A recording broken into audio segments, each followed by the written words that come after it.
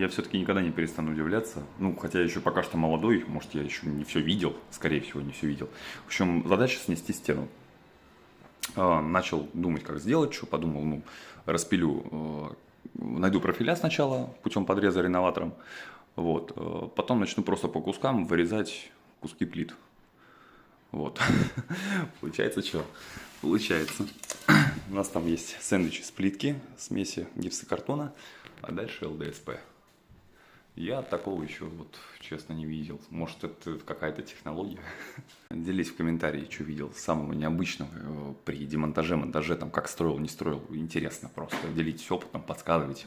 Может, чему-то научите. В принципе, даже учите иногда.